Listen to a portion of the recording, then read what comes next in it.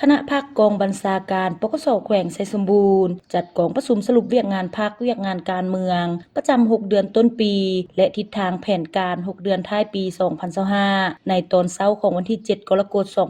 2025ที่สโมสรของตนโดยการเป็นประธานของสหายพันเอกทองเพียรกงเสด็จคณะประจำพรรคประธานกวดกาคณะพรรครองกองบัญชาการปกสแขวงไชยสมบูรณ์มีคณะพรรคกองบัญชาการคณะพรรคหักฐานคณะพรรคบรรดาห้องกองพันป้องกันเคลื่อนที่คลายคุมขังดัดสร้างตลอดฮอดสมาชิกพรรคสมบูรณ์สำหองเข้าร่วมในกองประชุมสหายพันโทฟองสมัยซ่อแสงทองคณะพรรคกองบัญชาการปกสแขวงขึ้นผ่านบทสรุปเวียกงานพรรคเวียกงานการเมืองประจำ6 เดือนต้นปีและทิศทางแผนการ6 เดือนท้ายปี 2025ตลอดระยะผ่านมาคณะพรรคได้สุ่มใส่เฮ็ดเวียกงานศึกษาอบรมการเมืองนำพาแนวคิดเป็นกกนำพาจัดตั้งเสื่อมซึมแนวทางการเมืองมติคำสั่งปาฐกถา3 วันประวัติศาสตร์ของพรรคของชาติอย่างเป็นขบวนการฟดฟื้นครบถ้วนตามเนื้อในเสริมสร้างความบุกบืนห้าวหันและความเป็นแบบอย่างนำหน้าของสมาชิกพรรคตีถอยปรากฏการณ์ย่อท้อด้านแนวคิดในทันแถวสมาชิกพรรคก็คือกำลังป้องกันความสงบยู่แหงเวียกงานการข้าวโดยการนำเอาผลสำเร็จการเคลื่อนไหวเวียกงานนำพาซี่นำของคณะพรรคคณะกองบัญชาการปกสแขวงในแต่ละระยะลงเผยแพร่ยู่แหงขบวนการแข่งขันกันเฮ็ดสำเร็จหน้าที่การเมืองซึ่งเป็นการเสริมขยายความเข้มแข็งด้านแนวคิดปฏิบัติของสมาชิกพรรคนายและพลตำรวจได้เป็นอย่างดีเอาใจใส่ปฏิบัติระบบประชุมของคณะพรรคประจำเดือนเป็นปกติและสุ่มใส่ติดตามกวดกาสุกยู่การปฏิบัติกฎระเบียบพรรคร่วมชีวิตพรรคของบรรดาคณะพรรคหักฐานหน่วยพรรคเป็นปกติต่อเนื่องสุ่มใส่ก่อสร้างหน่วยพรรคปลอดใสเข้มแข็งหนักแน่นติดพันกับข้อแข่งขันหักษาและพัฒนาของกระทรวงวางออกและข้อแข่งขัน 3D4 บุกขององค์การจัดตั้งมหาชนและได้รับใบยั่งยืนหน่วยพรรคปลอดใสเข้มแข็งหนักแน่นประจำปี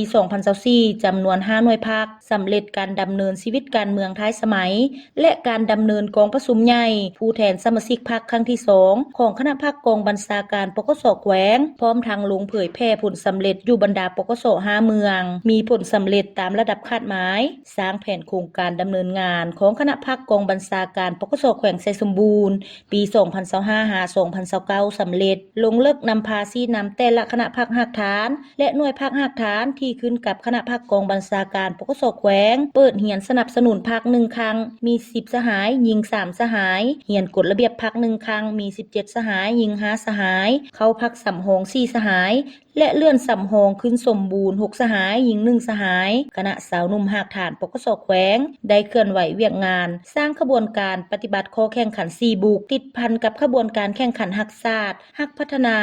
ขบวนการแข่งขันเฮ็ดสำเร็จหน้าที่วิชาเฉพาะพร้อมนั้นได้เข้าร่วมขบวนการแข่งขันกีฬาที่ทางแผนกการของแขวงจัดขึ้นซึ่งญาติมาได้รางวัลชนะเลิศหลายประเภทกีฬาสร้างกองทุนพัฒนาสาวหนุ่มปัจจุบันมีเงินกองทุน70กว่าล้านกีบสหพันธ์แม่หญิงหักฐานกองบัญชาการปกสแขวงได้เฮ็ดเวียกงานศึกษาอบรมการเมืองแนวคิดให้แม่หญิงเป็นปกติต่อเนื่องนอกจากนี้ยังได้สร้างกองทุนช่วยเหลือซึ่งกันและกันเพื่อแก้ไขความยุ่งยากจำเป็นของแม่หญิงให้เกิดผลประโยชน์สูงสุดซึ่งปัจจุบันมีเงินกองทุน44กว่าล้านกีบและสุ่มใส่จัดตั้งปฏิบัติข้อแข่งขันแม่หญิง 3D ได้รับผลดีและเป็นขบวนการฟดฟื้นเลื่อนชั้นให้นายและพลตำรวจทั่วกองบัญชาการปกสแขวงไชยสมบูรณ์จำนวน23สหายยิง3สหายนำส่งนายและพลตำรวจเข้าฝึกอบรมยกระดับวิชาเฉพาะต่างๆและทฤษฎีการเมืองการปกครองภายในและต่างประเทศจำนวน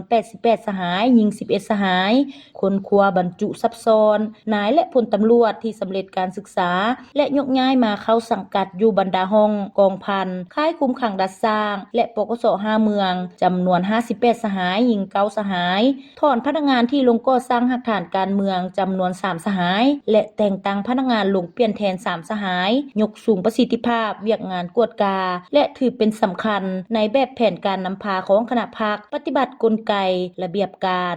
กวดกาตามนิติกรรมและทิศชี้นำของพรรคอย่างแข็งแรงกวดกาเก็บกรรมข้อมูลการเคลื่อนไหวดังต่างๆของนายและพลตำรวจที่มีพฤติกรรมละเมิดต่อระเบียบข ข้อห้ามและกฎหมายของกำลังป้องกันความสงบปฏิบัตินโยบายต่างๆตามระเบียบการและนิติกรรมที่กระทรวงวางออกนอกนั้นยังเอาใจใส่นำภาษีนำเวียกงานวิสาเฉพาะเป็นต้นเวียกงานป้องกันความสงบทางด้านการเมืองเวียกงานปกปักรักษาความสงบและความเป็นระเบียบเรียบร้อยในสังคมเวียกงานก่อสร้างหลักฐานการเมืองเวียกงานพลาธิการเวียกงานเสนาธิการและเวียกงานพัวพันต่างประเทศอย่างมีผลสำเร็จจากนั้นผู้เข้าร่วมกองประชุมยังได้พร้อมกันสุมทุกเหื่อแหงสติปัญญา